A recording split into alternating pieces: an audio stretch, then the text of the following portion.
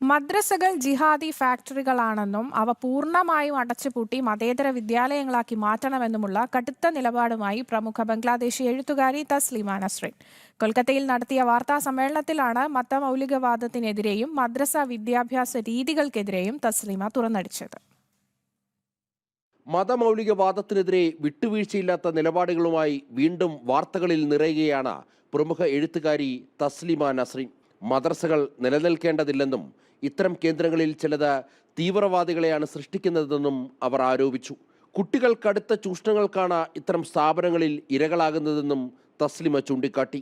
വർഷങ്ങൾക്ക് ശേഷം കൊൽക്കത്തയിൽ തിരിച്ചെത്തിയ തസ്ലിമ നസ്രീൻ രാജ്യത്ത് നിർബന്ധമായും ഏകീകൃത സിവിൽ കോഡ് നടപ്പിലാക്കണമെന്നും ആവശ്യപ്പെട്ടു.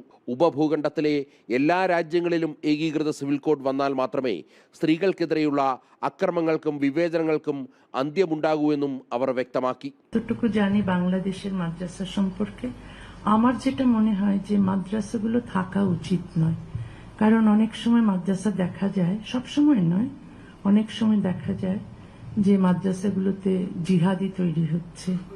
কারণ এখন আপনারা যদি দেখেন নিউজগুলো, মাদ্রাসায় শিশুর ধর্ষণ চলছে, শিশু নির্যাতন চলছে, বলাৎকার চলছে এবং ইমাম, মাদ্রাসার শিক্ষক এরা ধরা পড়ছে, এরা জেলে যাচ্ছে. മദ്രസകൾക്ക് പകരം രാജ്യത്ത് പൊതുവിദ്യാഭ്യാസം നൽകുന്ന മതേതര വിദ്യാലയങ്ങൾ സജ്ജമാക്കണമെന്നാണ് തസ്ലിമ മുന്നോട്ട് വെക്കുന്ന പ്രധാന നിർദ്ദേശം. മതമൗലികവാദം തുലച്ചു കളയുന്ന ചെറുപ്പക്കാരുടെ ഭാവിയെക്കുറിച്ച് ആശങ്ക പ്രകടിപ്പിച്ച തസ്ലിമയുടെ പ്രസ്താവന ദേശീയ തലത്തിൽ വൻ ചർച്ചകൾക്കാണ് വഴി തുറന്നിരിക്കുന്നത്. ജനം, ഡൽഹി.